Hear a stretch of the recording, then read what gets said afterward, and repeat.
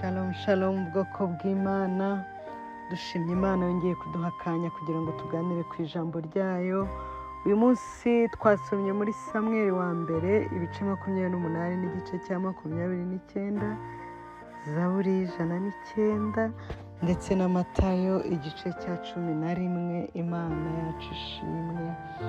Mu nkuru za Dawidi rero nk'uko twakomeje tuzisoma, iki gice cya 28, ariko tugiye inyuma gato ku cyakibanjirije cya 27 ku mirongo ya nyuma ihera, tubona uburyo Dawidi yajyaga ajya gutera mu Bafilisitiya akabica mu midugudu yabo itandukanye akabarimbura, ariko iyo yagarukaga ntabwo yazaga byirata.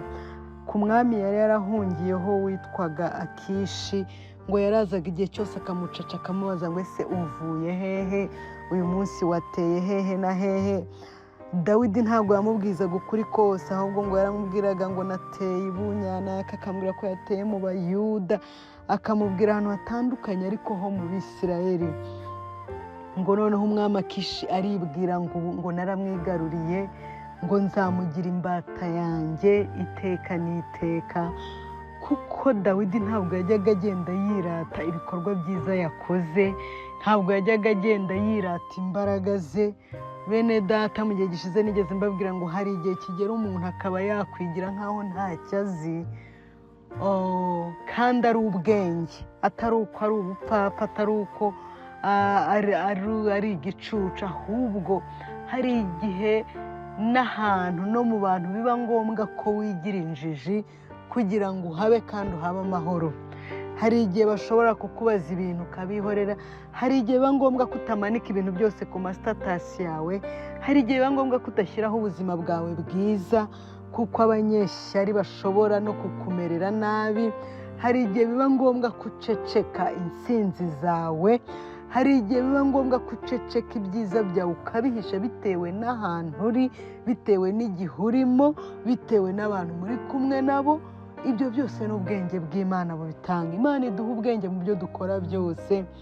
Nta nubwo ari byiza, mu Banyarwanda bajya bavuga ngo nta nubwo ari byiza kugenda urata abana impyisi zishinyitse, kuko rimwe na rimwe hari igihe ushobora kurata ibyiza byawe ubiratira umuntu wibabariye ntafatanye nawe uwo munezero. Imana ijya idufasha, ariko nanone ntabwo tuzabura gushima Imana kubw'intsinzi yaduhaye cyangwa kubw'ibyiza yatugejejeho, ariko ukamenya igihe cyo kubishima, aho ubishimira n'uburyo ubishimamo. Imana iduha ubwenge, iki ni igihe cyo kugira ubwenge. Dusaba Imana ubwenge. Ijambo ryayo riratubwira ngo ubuze ubwenge abusabe. Bene data, ni igihe nyine amasosho media ari kurangaza abantu, ugasanga cyangwa se agakurura abantu, agashuka abantu gushyiraho ibintu byiza byose byabo kandi wenda bitari na ngombwa. Hari ababishyiraho se bavuga ukuri, hari ababishyiraho babeshya, ariko bene data, icyampa Umwuka Wera akatuyobora, kuko nibwo tutazakora ibyo kamere irarikira. Twari ku nkuru za Dawidi. Dawidi ngo ntabwo yigeze abwiza ukuri kose Akishi, uriya mwami yari yarahungiyeho, kuko iyo amubwiza ukuri kose no kumwica yari kumwica, kuko yari kumva ko Dawidi ari umunyembaraga, yari kumva ko Dawidi ari intwari, akumva ko Dawidi azamutwara ikamba rye. Bene data, Imana ijya idufasha, Imana ijya iduha ubwenge. Kabone n'uwo muvukana mwonsi ibere rimwe ashobora kukugirira ishyari, akakwica kuziza ibyiza byawe cyangwa kuziza ubusa. Imana idufashe cyane. Imana idufashe, duhe inshuti nziza zitatugirira ishyari, zitaturyarya, ariko n'abo ubayemo bose bari mu isi, ntabwo Uwiteka azaba agukura iruhande, ahubwo ujye ugira ubwenge, umenye uko ugenda, umenye ibyo uvuga n'ibyo utavuga, ariko cyane cyane usaba Imana ubwenge mu byo dukora byose, mu byo tuvuga byose. Imana iduha ubwenge mu kazi ukora, mu nshuti mugendana, mu bo musangira, mu bakobwa bandi mugendana, mu baragumiwe ariko we hari uri kuguporopoza, ni urugero. igihe ugiye kuza ubabwira ngo mfite ubukwe umwaka utaha, igihe ntikiranagera, kandi aricara iruhande rwawe akakubwira ati jyewe wenda nabuze numbaza izina. Icyo gihe hari igihe usanga ugiye kwikururira abanzi mbere y'igihe. Ako ni akagero gato nari ntanze, hari n'ibindi byinshi unyumva ubasha kumva ibyawe n'undi akumva ibye. Imana idufashe cyane. Mu gice cya 28 niho noneho twageze, tunabona ko ubwo Akishi yari agiye gutabarana na Dawidi, yaramukunze we, umutima we waramukunze, ariko ngo abatware bose baba contre ya Dawidi, ntibashakaga kumwumva, ntibashakaga no gutabarana nawe. Umwami agerageza kumuvuganira muri kiriya gice cya 29, agerageza kumuvuganira, avuga ibyiza by'ababwira ko nta bubi bwe, ariko biranga. Ni mu gice nibaza cya 28, ya no mu cya 29 nuko ntako atagize Akishi ngo amuvuganire, ariko abatware baravuga ati ntitumushaka, uriya nawe ni umwisirayeli, niduteye abisirayeli yagera imbere se mu bisirayeli akaduhindukirana. Bamuvuga nabi ku mwami, ariko umwami Akishi yari azi ko nta kibi Dawidi yamukoreye, aramubwira ati wowe subirayo n'ingabo zawe, Imana idufashe. Mu by'ukuri ku ruhande rumwe Dawidi yagaragaye nk'ubabaye, ariko ntacyo yari ababaye, nta n'icyo yari ahombewe. Mana ijye iduha kugira ubwenge nk'ubwa Dawidi. Ni ukuri Mana yacu idufashe cyane. Nasomye muri Zaburi 109, niho tubona uburyo Dawidi yasenze asabira abanzi be, avuga ati abanzi banjye, atangira avuga ukuntu abanzi be nta cyiza yabakoreye, atigeze abavuma, atigeze abatuka. Ariko ku mirongo ikurikiyeho hagati na hagati noneho nibwo yatangiye gusenga, avuga ibibi kubanza, bavuga ati ibi ngibi bizabe ku banzi banjye, banyifuriza ikibi nta kibifurije, ururimi rwabo rufatanwe n'urusenge rw'akanwa, bakagira icyiza na kimwe bageraho, bajye bifuza ikibi bajye bifuza icyiza babone ikibi, kuko banyifurije ibibi. Dawidi yararize, asenga isengesho rikomeye asabira abanzi be ibibi byinshi. Kera iyo nasomaga izi zaburi za Dawidi naribazaga ngo ariko se Dawidi ko yari umuntu w'Imana, kuki ajya asabira abanzi be ibintu bibi nk'ibi?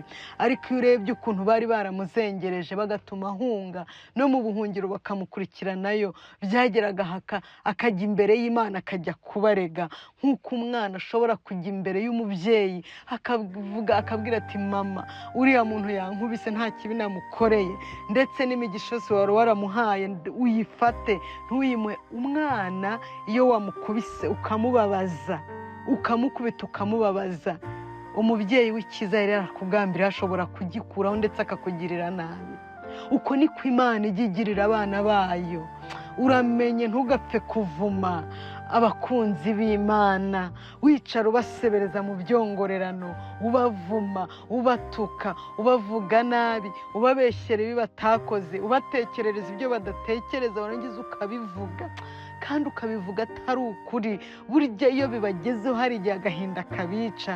Nyabuneka agahinda k'abana b'Imana, amarira y'abakiranutsi yageze imbere y'Uwiteka, amarira yabo ashobora kukugwa nabi. Uramenye ntugapfe kubabaza umukiranutsi uwo ari we wese. Birashoboka ko wenda utazi ko ari umukiranutsi, ubona ibibi gusa kuri we. Ijambo ry'Imana ravuga ngo wicara uvuga nabi mwene so, ngo ubeshyera mwene nyoko, ngo ibyo urabikora nka kwihorera, ngo ariko nzabishyira imbere y'amaso yo ko bikurikirana. Imana itubabarire kandi Imana itugirire neza. Bene data, Zaburi ya 109 ni Zaburi iteye ubwoba. Iyo uyisomye ubona ko Imana ishobora kugwa nabi abantu barengera bagakora mu jisho ry'Imana. Ijambo ry'Imana ratubwira ngo iyo utunze urutoki mu jisho ry'umukiranutsi ngo uri kuritunga mu jisho ry'Uwiteka. Imana idufashe cyane. Muri Matayo igice cya 11 naho tubona uburyo umuhanuzi Yohana Umubatiza yatumye kuri Yesu avuga ati ese ni wowe cyangwa dutegereze undi? Ibigeragezo byari bimubanye byinshi, akaga n'amakuba ari byinshi. ariko nk'uko Dawidi yari amerewe mu gihe yari yarahunze, na Yohana Umubatiza yari ari mu nzu y'imbohe, atumaho kuri Yesu mu gice cya 11 cya Matayo ngo mbese niwe cyangwa dutegereze undi. Ariko Yesu agiye kumusubiza mutuma haramubwira ngo hahirwa ibyanjye bitazagusha, n'ibipfamatwi birumva, impumyi zirahumuka, abapfuye barazurwa. Imana idufashe. Ibisubizo by'Imana kenshi ntabwo biza bisa nk'uko wabishakaga. Ibisubizo by'Imana bitandukanye n'ubushake bwacu, nibyo we expectingaga kuri yo, ariko ngo hahirwa uw'iby'Imana bitazagusha. Imana yacu idufashe cyane. Ku murongo wo kuzirikana twasomye uyu munsi ni umurongo wa 25, handitse ngo byose nabihawe na Data, kandi ntawuzi umwana w'Imana keretse se, kandi ntawuzi se keretse umwana w'Imana, n'umuntu wese uwo mwana ashatse kuyimenyesha. Imana idufashe. Aya magambo nkiyasoma ndetse iki gice cyose numvishe nayiha titire ivuga ngo ntitugakerense ubuntu bw'Imana. Twaherewe ubuntu bene Data, kuba twarahawe agakiza k'Imana twawe twe kugakerensa, kuko si benshi bamenye Imana, si benshi Kristo yahishuriye ubu buntu twagiriwe bwo kumenya Imana Data. Nugira urwo buntu ukagira agakiza mwene Data, ntukagapfusha ubusa, ntukagakerense, kuko ubuntu twagiriwe ntabwo ari benshi babugirirwa. Ubuntu twagiriwe n'Imana, si benshi baza akagakiza.